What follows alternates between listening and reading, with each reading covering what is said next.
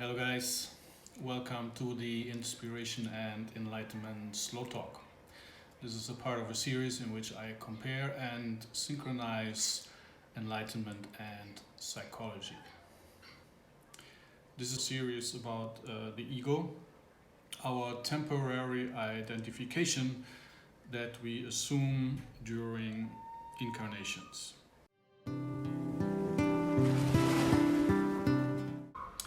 The first milestone of enlightenment is awakening. The awakening to the fact that there are other realities than this one and that there are unknown aspects of ourself, for example, the soul and the higher self. Jacob's story is an enlightenment allegory.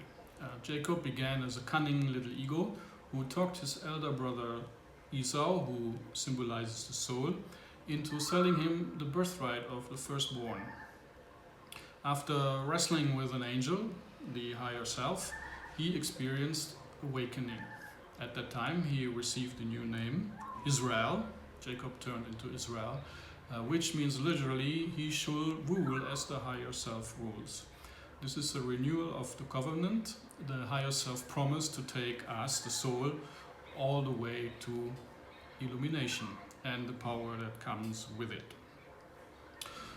Jacob's second important vision was that of the ladder, the heavenly ladder, which represents the totality of the self.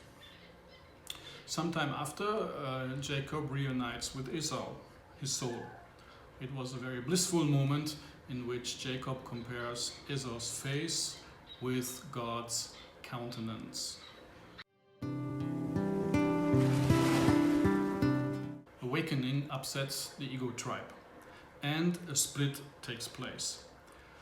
One of the other egos will take over the enlightenment career, while the alpha ego continues to run our normal life. Yeah? At the beginning, the enlightenment ego is fragile, like a little baby, and we need to protect it until it grows strong and can liberate us through enlightenment. Now, recall some of the Redeemer myths you know. Usually the Redeemer is born from a god or born by divine powers. That's the awakening. Sometimes he is a son of a tyrant. Sometimes he is threatened by a tyrant. The tyrant is the alpha ego. The tyrant or alpha ego then hears about the birth of the Redeemer and receives a prophecy that the Redeemer will eventually overcome him or kill him. So he tries to kill the child. And usually an ally saves the savior baby and takes it somewhere where it can grow up safely and incognito. That's the time and place we set up for our enlightenment work, apart from the normal life we lead. So when the enlightenment ego is all grown up, it returns to challenge the tyrant, the alpha ego. For example, Moses. Moses' mother floated Moses on the river, and he was found and brought up by the Pharaoh's daughter, the daughter of the tyrant. All grown up, he freed Israel's nation, personality, mind, body, vehicle, from the slavery of a materialistic lifestyle and took it to the promised land, which is enlightenment.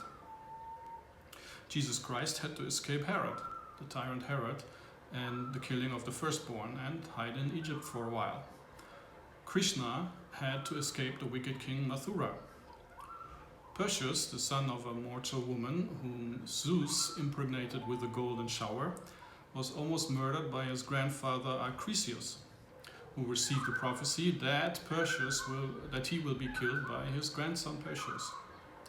So he put Perseus and his mother, which was his daughter, into a wooden chest and cast them into the sea, similar to Moses. Perseus grew up to be a hero and meet enlightenment challenges, for example, slaying Medusa and rescuing Andromeda from a sea monster. Dionysus, the god of wine and mystical experiences, and whose name means literally twice born, was killed, actually as a baby, this time by the agents of Hera, Zeus' wife. But Zeus took his heart, that was the only thing that remained of him, and revived Dionysus from his heart. Heracles, another Enlightenment hero like Perseus, and in fact one of his descendants, was also almost killed by Hera. But when he was born, the midwife tricked Hera and saved the baby Heracles. Knowing of Hera's jealousy, Heracles' mother sent him away to be brought up by someone else. Interestingly, Heracles had a twin, but this twin was fathered by his mother's husband, a mortal man. The twin became the king, the alpha ego, born from physical conception, and Heracles later had to endure his fits and challenges. Fearing the revenge of Hera, the mother of Heracles sent him away, and ironically he found his way to Hera, who did not recognize him and nursed him until he grew up strong. So what does all that mean? It's because in its early days your enlightenment ego is fragile. You need to set aside regular study periods and a place where you only do enlightenment works. That helps the enlightenment ego to fully come to light. And that's one reason why you feel so different when you do enlightenment. You have a sense of heightened awareness and sanctity, and because the enlightenment ego is a lovely being, Dalai Lama type. So slowly the enlightenment ego takes over your life, and the alpha ego retreats. That takes 1 to 2 decades. It's a very slow progress. And much of the early enlightenment work has to do with strengthening the enlightenment ego, the new tribe member that runs enlightenment. Ram Dass suggested the following mantra to empower it. He suggested to repeat, I am lovely awareness. I am lovely awareness. I am lovely awareness. This is a true and strong self-suggestion that we can use when we are about to fall back into our old alpha ego ruts, in particular ruts of fear and anger.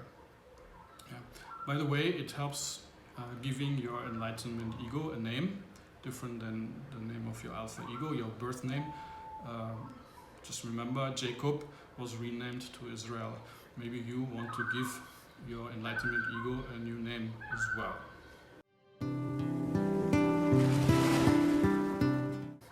There comes a time in our life when the enlightenment ego takes over our lives. And if we are not prepared for that, we may experience a cataclysm. I experienced one. My entire life imploded in my mid-40s. And that's the time when the enlightenment ego takes over. Our career changes from a money and necessity-oriented career to an enlightenment career. And that's also scary because we need to let go of common sense security. So we should let go of the feeling of security we get from money and external things, and move our sense of security to the higher self, who will then guide us through the difficult times in our lives.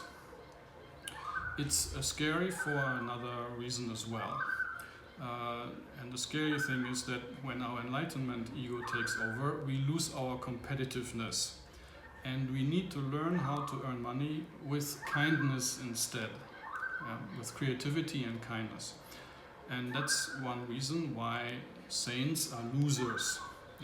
I wrote a blog post about that, and I will link to that in the video description.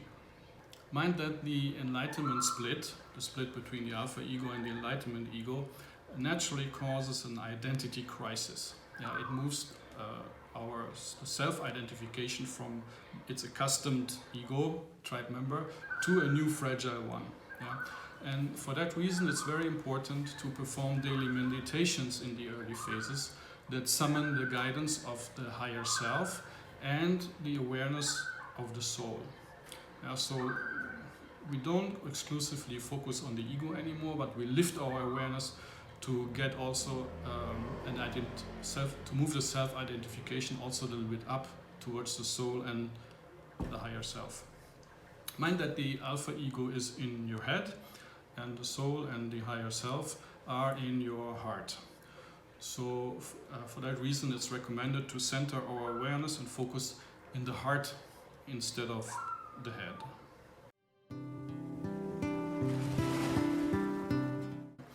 So this is the initial phase, the strengthening of the enlightenment ego and changing the thoughts and feelings we have and adapt them to our enlightenment career.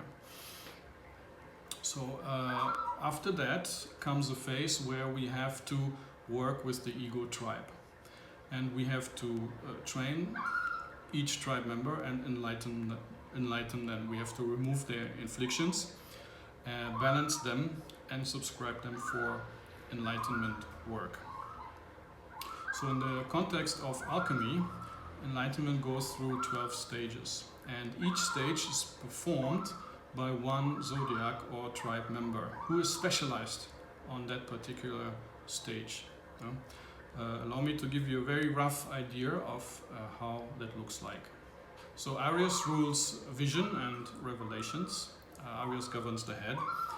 Taurus maintains intuition, that's the link to the higher self. Gemini researches and experiments with the great work. Cancer reveals our particular role in the scheme of things. That's also known as our secret name, our secret enlightenment name. Like Jacob got the name Israel. Then Leo, which governs the heart, transforms all energies we have into love. Virgo is the one who discovers the universal substance, which is consciousness, and that's the prerequisite and the first milestone of the great work. Libra maintains the mysterious equilibrium of the mind, which is known as one of the secrets of the great work, dissolution being the other one. So Scorpio will initiate the mystical death and rebirth, which we experience after illumination. Sagittarius is responsible for maintaining enlightenment aspiration. Capricorn is responsible for all the practical aspects of the great work. Capricorn also will shift our awareness from external appearances to internal revelations. Aquarius manages meditation and during the great work also journeys into other realities. Pisces manages mystical experiences and maintains faith in enlightenment. Thank you for watching this episode of the Inspiration and Enlightenment Slow Talk. Please help spreading the light with a like and a share, and don't forget to subscribe. Love and light.